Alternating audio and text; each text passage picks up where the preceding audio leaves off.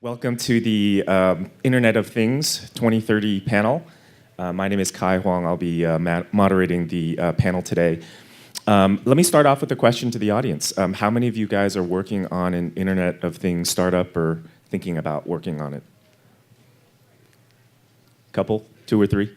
Okay, so this will be interesting conversation for a handful of you. Hopefully by the end we'll convince you guys that this is a really exciting area. We've got a great set of speakers today.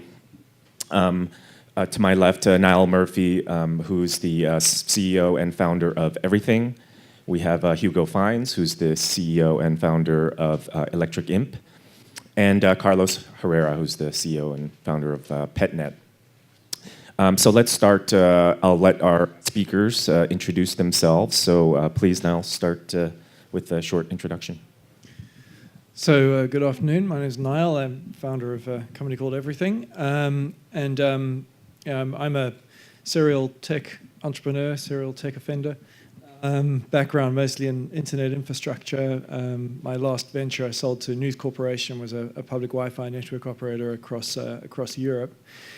And what we're doing with EVRYTHNG is trying to solve the problem of how all physical things in the world can become accessible on the web with the same degree of fluidity and ease that we deal with digital content today. So we don't think very much when we build an application or we run a Google query and we get content assets served up to us very dynamically. We can mash them together from lots and lots of different websites all around the world and very easily formulate those into applications. But the world of physical things online does not have that same degree of dynamic capability. So what we're doing is providing web technology which connects physical things to the web, presents them as web resources so that you can mash them up and interact with them with the same degree of ease as you would with any other sort of digital object or digital asset. And we think the web is become the global application integration platform. So the big appeal of the Internet of Things for me is to get to an environment where we can horizontally connect any physical thing with any digital thing, and we can create applications very, very dynamically. And that all depends upon then being able to discover those objects online, be able to get the information from those objects, and connect them very easily with applications. So we're working for large product manufacturers to help them to connect their products to the web and connect the data from those products with applications. Okay, hi, good afternoon. I'm Hugo, co-founder of Electric Imp. So my background, I used to make things. I made MP3 players back in the 90s, some of the first in-car MP3 players. Obviously, this is the birthplace of MP3 pretty much in terms of, actually just occurred to me, it was like, oh yeah, the company that acquired my company was the one that launched the first Rio MP3 player in the US, which was just a Korean product with a Rio brand on it. But I did MP3 players. I ended up working at Apple on the first 4 iPhones, which was some fun. I also did advise Nest very early on, designed the Nest thermostat product, the hardware part at least. But Electric Imp is a company founded to basically deal with the mechanics of building connected products.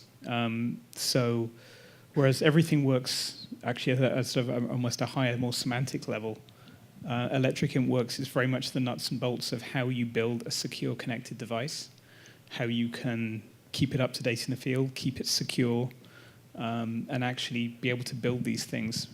There's a lot of infrastructure and sort of very security-oriented development required to do that. And it's not, I think it's it's unrealistic to expect every product company to have all that knowledge in-house. And it's really something that's better done by a team of networking experts. So that's kind of what Electric does. It provides a substrate on which you can build connected products, and allows manufacturers to really concentrate on the value of their invention, as opposed to the mechanics, which are great fun for engineers, but it's not actually generally how you make a great product by concentrating on every last engineering detail for a consumer product, or so. Yeah. My name is Carlos Herrera. Good afternoon. Actually, my background, I spent the better part of my career building Internet of really large things, really large aircraft. And these aircraft were autonomous drones, mostly spy planes, and we would build these aircraft to collect data. So our team became really savvy at building autonomous sensor devices that were distributed all around the world, controlled remotely, mostly working autonomously to collect data. And a few years ago, we wanted to go into the smart home space, and we felt that there was a great opportunity in being able to connect us to our pets. And the interesting thing about IoT in general that's happening, the sort of the meaning of IoT, is that we're starting to create this relationship between humans and machines, and that happens by having devices that have microcontrollers, that have radio capability, that have sensor systems. And that's sort of what we're trying to do with Petnet, the company which we started a few years ago, is connecting pet owners with their pets so that we can fix a lot of the problems that deal with taking care of your animals, whether they're a cat or a dog, whether you tend to overfeed them, whether you tend to be fussy about what type of food they eat or how much you pay for food. Those are all the problems we're trying to attack. And it's interesting with our company, we're effectively connecting all these different stakeholders in the industry. So it's not just about the pet owner, it's not just about the pet, it's about connecting other stakeholders in the industry so that we can create efficiencies. So that's where we're headed, that's our mission, if you will. So Carlos, you mentioned something there. It's, Internet of Things, or IoT, is really about connecting people with everything that's out there. Gartner has an estimate, a survey, that today there are probably a couple billion connected devices, connected things, and by 2020, in about 5 years, there'll be over 30 billion. And I've seen estimates anywhere from 30 to 60 billion. So there are a handful of folks in the audience who are working on Internet of Things. Why should everybody else care in this room and around? Why is IoT one of the biggest buzzwords in tech today? Sure, it's effectively the future of humanity. I think we've all watched the sci-fi flicks. Machines are going to become a very intricate part of how we live from day to day, and we're at a moment in life where we can define how we're interacting with these devices. So the buzzword IoT, I think, people tend to think like intelligent products, devices that do something for you that you wouldn't otherwise want to do. But really, if you look at it from the grand scheme of things, we're at the moment where we're able to define how we interact with these devices. So I think the buzzword IoT is sort of a very, very big idea, but it's almost like a change in the way humanity interacts with other people, interacts with machines, and we need to ensure that we're properly defining how we interact with data. So a lot of devices are going to collect data, and we need to make sure that the data that is being collected is properly managed, stored. You give the right rights to the right people to ensure that nothing goes haywire. So I think Gartner's number is a woeful underestimate of the potential, right? So, this year, about 3.4 trillion consumer products will be manufactured and sold around the world, and within that base, probably somewhere between 5 and 600 billion are potentially digitally connectable products. And by connectable, I think we need to expand the proposition definition beyond meaning that an object has to have kind of an Ethernet cable sticking out the back of it to qualify as part of the Internet of Things, because we've got a parallel trend that's occurred around the world, which is the massive prevalence of mobile as a primary mode of engagement for consumers, and social networks that have emerged as a primary mechanism of human identity existing online. And if you link those elements together, we've now got sort of social behavior which is naturally driving people towards utilizing their mobile phone and their digital personas as modes of engagement. So as products can become digitally identifiable, then it's possible for those interactions to take place between a product and a human being, whether that's occurring with the product being directly connected to the internet itself, or whether that product is interconnecting with a mobile device and therefore enabling service online. And so literally any product in the world, from a shirt to a pair of shoes to a food bowl to a can of Coca-Cola or what have you, becomes part of that sphere of digital engagement. And I think that touches everything, touches everybody. We have a huge explosion of interfaces. We're used to a limited set of interfaces. We're used to thinking about the TV screen or the computer screen or the mobile phone as being the interfaces that are available to us for digital delivery. But what IoT does is it turns everything around us, any surface on any product, into potentially an interface of either engagement or data acquisition.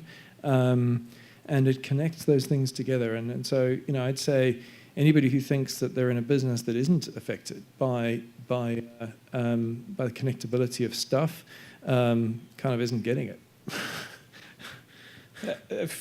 From my point of view of this, I think one of the big opportunities coming up is there's a lot of talk about people sort of put IoT and smart home very closely together, and I think that's is underselling it hugely and actually underselling what I think is going to be the bigger growth area. When you look at the world is horrendously inefficient, the real world. There's inefficiencies there which are even hard to see because there's not the data collection. And in terms of analytics and being able to process this massive data, the online world has moved on hugely in the last 10 years. And now it's the fact that, now you have all these incredible analytical tools. If you can get the data from the real world into there, what that can drive in terms of efficiency and reduction of waste actually is just a huge thing. And I think that is going to be a very, very big area coming up. It's actually going to be, you want to know where these billions of devices are going to be, and it's like they're going to be on every propane tank in the world. They're going to be on every water consumption point. They're going to be everywhere. And that is that's going to be the real numbers. But there's a huge amount of work that's going to happen on the data side. So that raises, actually, what you guys have said, raises some interesting questions around data, right? So whereas today, we're not collecting that much data, but within a few years, there might be hundreds of billions of things out there now. And that's a lot of data, not only to manage, but to process. And then we were talking about this a little bit earlier, Niall, with security. What's going to happen to make sure that data is secure? Do I want somebody to be able to know every time I flush the toilet? All right, that there are things that we're going to be tracking going forward. So, how do you think that's going to play out between the data itself, how you process it, or even the security of that data? So, I don't think we now are constrained by computational capacity. This is actually an architectural challenge, and we tend to think about what we call kind of big little data, in that the fundamental challenge is semantic. Actually, it's about how to get the data that we're generating about what's going on with a thing. There's a camera sitting here on the stage, and that's generating metadata all the time about things that are happening around it. how do we get that data manageable at a very, very, very low level, is if we can manage each individual attribute of information that's coming out of that object, and we can control who's allowed to get it and what it means, so that that's discoverable to other applications and so on. Then we've created a monetizable data set, and we've created a data set that can power other applications. So getting that semantic architecture right and getting the understandability to work today, so that that a thing that's never encountered that camera before can talk to it, ask it what it is, and start to leverage its data. Those are some of the areas where we don't yet have all the answers in place, but to me that's the critical success factor. Part of that is respecting obviously securing it, which we can talk about in a minute, but it's respecting the rights of data ownership that persist around a thing. Bruce Sterling said, it's a great quote I always love. He said, "Why can't I Google my shoes when I can't find them?" And it's a great challenge actually, because let's supposing Bruce's shoes are connected to the internet and Google's running a query on them.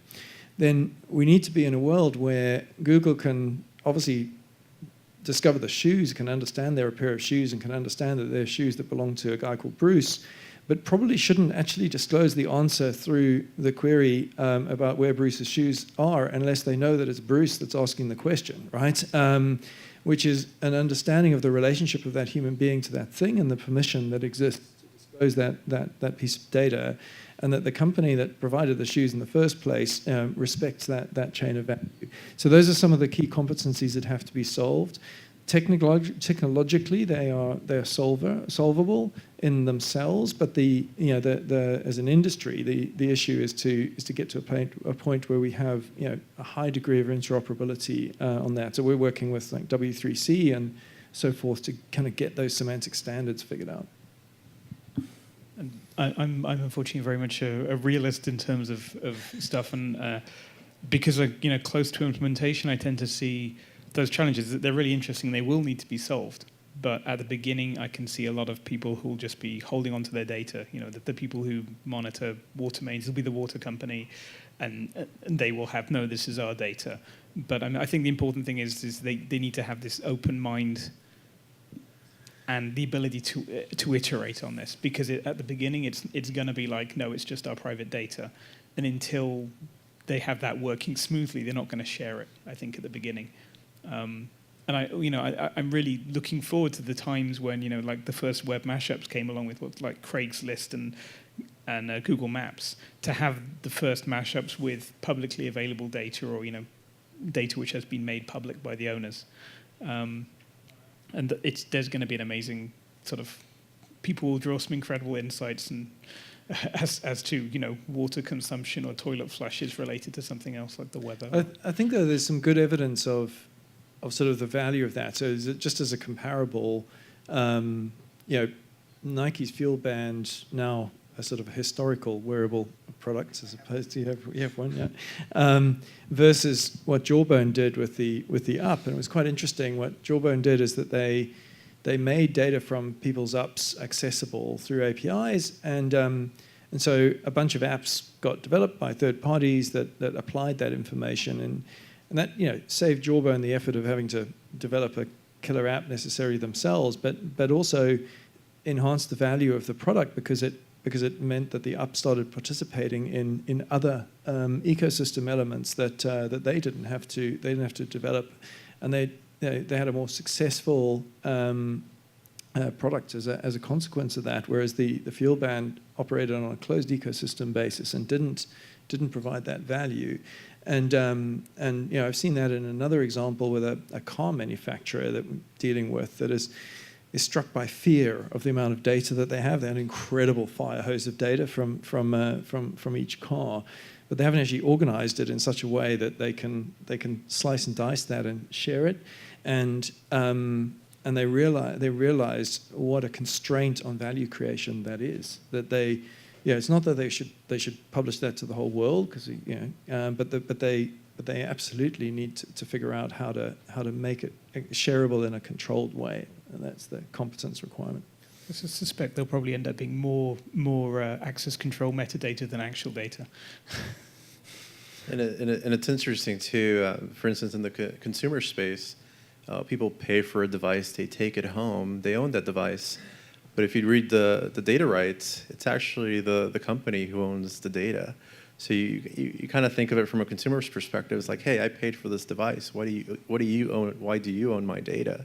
So I think there's going to be a lot of battle between data rights, who owns it, and then when one device integrates with another device and they're both collecting data and sharing it, then who owns the resulting data structure?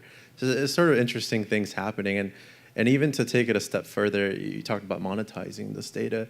I tend to look at it in the terms of, well, data in itself is sort of worthless until you transform it into actionable information.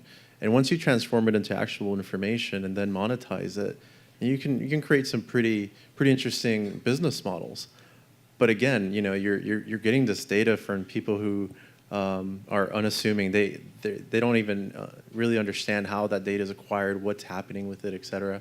So all these notions of who owns the data, how is it being transformed and monetized. I think right now, a lot of companies are building business models around this notion, but the consumer and other stakeholders really don't understand the mechanism and the ownership. But eventually, that's gonna come to task. Yeah, I mean, I agree with that. I think in different parts of the world, there seems to be a higher degree of awareness of this factor. But there's a liability that rests on product manufacturing brands, and it's a brand equity liability actually, as to how much consumers trust them to manage their data. And that flow of data about how you're utilizing a product and so on is going to become increasingly critical to the enterprise, to a product manufacturing brand, to be able to deliver you a competitive product proposition. So if they can't demonstrate that they can be trusted with the product, you're not going to share data. If they can't be trusted with your data, you're not going to share the data. They're going to have a less competitive product. There's regulatory inevitabilities, I believe, around that in various parts of the world, but those brand equity liabilities actually come first. And we're certainly seeing in Europe, there's quite a high degree of consumer awareness of this. Weirdly, the paradox in it is that, there's very little evidence that consumers are stopping sharing information. Edward Snowden's disclosures last year had zero effect on social network adoption and social network sharing behavior at a macro level. But there is evidence that consumers will they'll lose trust with an individual brand and stop sharing information with that individual brand. So there's a critical competence for brands to know and demonstrate that they're using information in a trustable way. So, we know, managing data and the security and privacy and access to that data is going to be, something that all companies and as consumers we're going to have to deal with as well. Shifting gears a little bit to some of the more interesting trends. We've got a lot of entrepreneurs, I think, in the audience and people interested in this space. What are some of the things in this area in IoT that you guys are seeing that are really exciting to you, coming up in the next 3 to 5 years? So I guess looking at it from what's trending now, if you will, I'm seeing a lot of IoT companies that are startups that are implementing kind of a recurring business model where it's not just about the device, but rather what are you doing beyond that initial sale? And those are the companies that tend to get funded more quickly, because ultimately, building something that's physical is really expensive, really risky, and the margins are linear, and they'll continue to be linear until the product goes end of life. But when you can leverage the data that you're collecting and create dual value propositions to connect different stakeholders, you can actually create some pretty cool business models where you're you're leveraging inefficiencies and trying to shrink things down to become more efficient, as Hugo mentioned. I think that is the real opportunity. But it all boils down to, what are you doing with the hardware? What data is it collecting? How are you transforming that data into something that you can leverage and create an efficiency with? So companies that have that vision, and they may be just focused on one particular vertical, which is fine. And there are other companies like Hugo's company who are looking horizontal and looking at all the verticals and creating an infrastructure. Ultimately, if the companies who have that recurring revenue model are the ones that are trending today. I mean, for me, I think what has happened kind of post-Nest acquisition, I guess, I mean, it was happening a bit before that, since Nest came out, though, was in consumer space, people are not just thinking connectivity is the be-all and end-all. They're actually, it's a means to a better product, a better experience, a more efficient experience, or whatever. It's the true integration, which is taking the internet data feeds, making them make something work more efficiently or better. Using people's location, like with the Nest API, when you're driving your Mercedes home and it tells your house you're coming home and stuff. It's the integrations which are really gonna make a lot of compelling applications. And up until that point, everyone was just like, I'm making one vertical thing. And that can work in industrial, because industrial ones, they have a very clear picture of what they're trying to do. But when you get to, you're actually trying to make something which someone wants to buy, it has to be really compelling. And I think, what happened is that people went, oh, well, the Wi-Fi controlled thermostat, I could buy those for a third of the price of a Nest, and actually they weren't really very useful. It was remote control. So I think that's one of the things that's happening recently, is that people are actually really thinking much more deeply. As like, I've got the whole internet.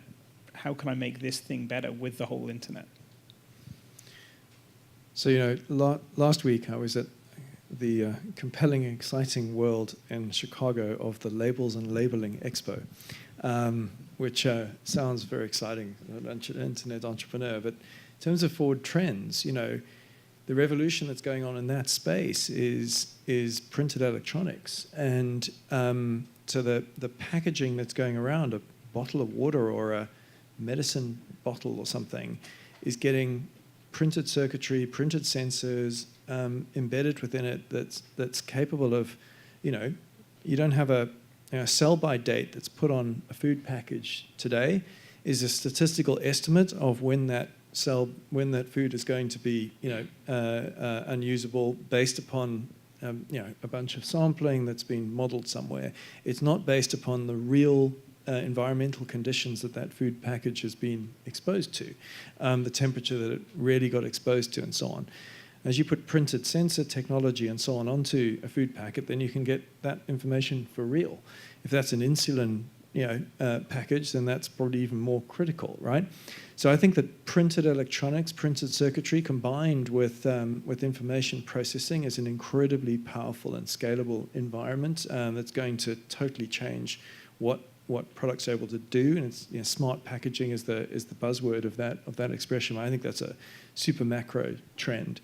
And in terms of sensory hardware technology, been messing around with some sort of ambiently powered sensors, so literally things you can sprinkle around and which collect sufficient data, based upon just being irradiated with RF frequency, right? So that's really fascinating technology, and we're starting to see single-purpose devices turn into multi-purpose devices, right? So a light above us doesn't just have to be a light, right? It can be an environmental sensor. It can be a data collection environment for other things that are in the room. A refrigerator. It's useful possibly to connect a refrigerator in itself to the internet, so you can figure out what temperature it's at. But what's really interesting is if the refrigerator has got sensory technology inside it that can talk to the products that you put into the fridge, right? So that it can turn into a data collection environment. And I think to me that's thinking in a 3 to 5 year time frame. We've got an ability for point products to become smart, but those point products then to become data collection environments themselves. So, we're talking some really cool things about, macro trends. I'm going to help the audience out a little bit and give them a chance to steal a great idea. So listen up. So you guys are all working on some really cool startups, some really great minds in the IoT space. If you weren't doing what you're doing now, what would you be doing? Let's give these guys a chance to steal an idea. So listen up. That's interesting. So I had this issue with my tires the other day, and it's interesting. Like, when you have a car, every car has four wheels for the most part, and you really don't know when your tires need to be changed. You can go into a tire sales shop, and the sales guy's going to tell you you're going to need new tires. But he's a sales guy, right?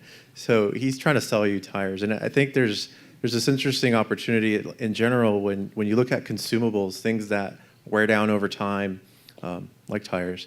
There's an interesting opportunity in the automotive space to instrument the consumable there, which is tires. So, if anybody is savvy enough to create a mechanical sensor system that can go in a tire, I think there's a huge opportunity there to make that whole space more efficient for, one, the consumer, two, for the tire industry. They could better manage their supply chain by understanding when tires are needed where, et cetera. So it's tremendous opportunity in that particular vertical, I think.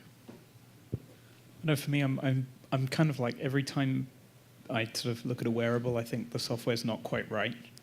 And I'm not sure. I had great high hopes for the Apple iWatch. I'm still not sure it's quite there. I'm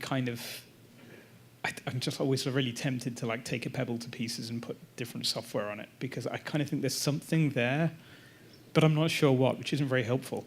But I just kind of feel there's something missing from the experience, something that would make a wearable more useful. And so I'd probably be working on hacking away on wearable software, actually, because I think there's definitely something there, and I don't think anyone's quite got it yet.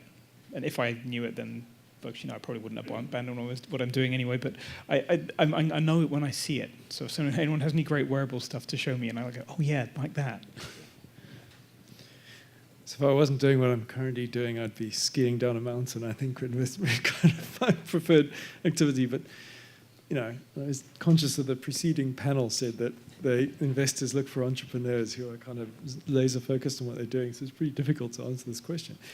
I don't know. I guess and this is sort of a personal obsession, but I'm into the sort of quantified self, and I'd be drilling down into the medical technology arena. I think that there's just the stuff we're doing right now with wearable personal sensing is just so shallow as to what could be being done with medically embedded sensors in human bodies and so on. You look at the addressable markets because of aging populations and sort of healthcare costs rising in the West and so forth. That whole area of medical technology is just screaming out for device innovation and service models that just aren't there right now. Great. Well, thanks for sharing and letting us steal some of your ideas there. I think we have just maybe about 10 more minutes or so. So let's open up questions for anyone in the audience.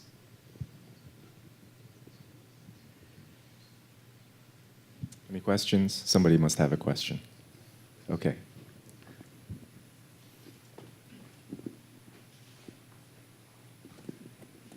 Hello? Yeah, hi. What's being done in terms of interoperability between these devices? Are standards being created? Is there going to be a same protocol that all these things can communicate over?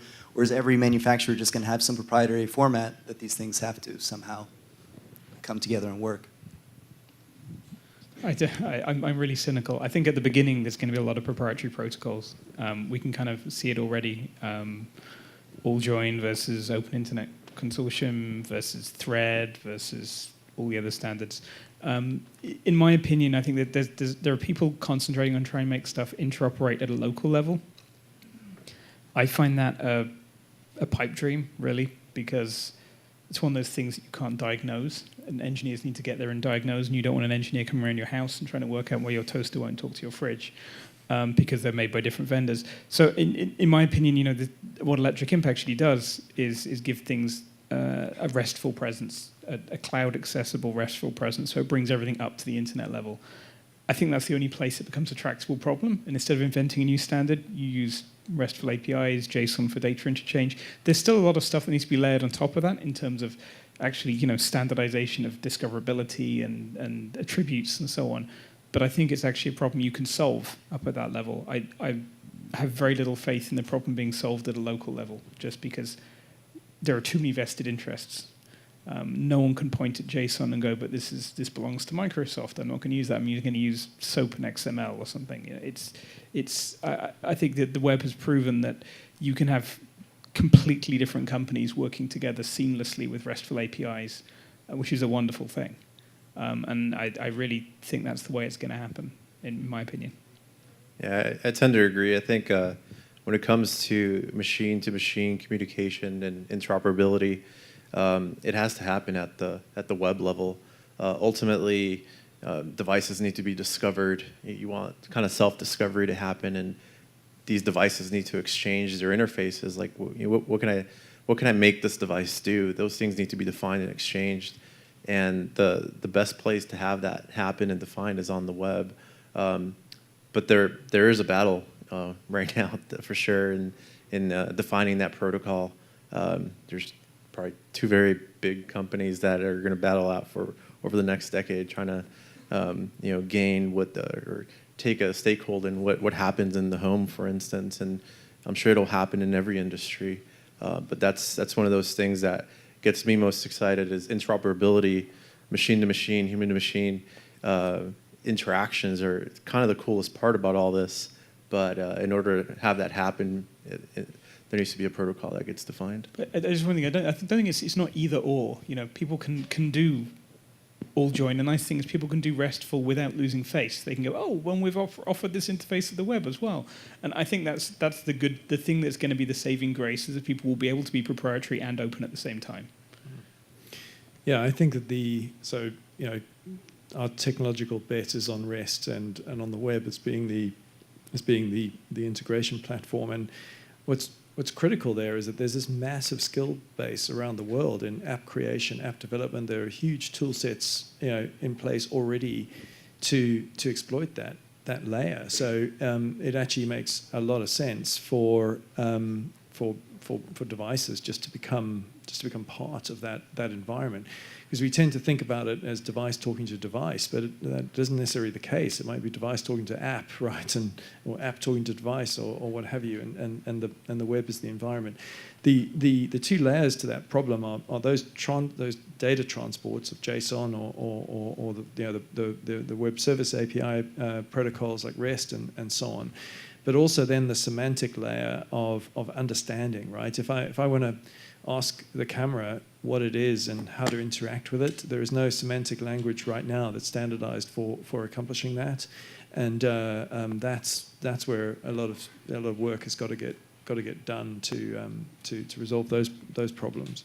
And there are a lot of examples of that not working so well in the real world. I mean, the Zigbee sort of consortium defined profiles, which was great at driving any individuality out of manufacturers' products in that area. So manufacturers, it was very hard to make a unique Zigbee light switch because they were standardized.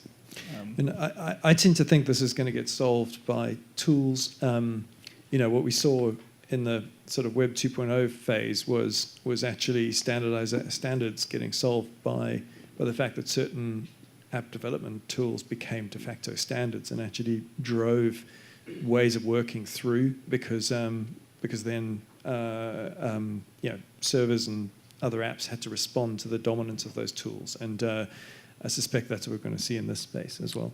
Yeah, it sounds like over the next few years there's going to be a big sort of battleground over standards and who's going to define that. Any other questions out in the audience for our speakers today?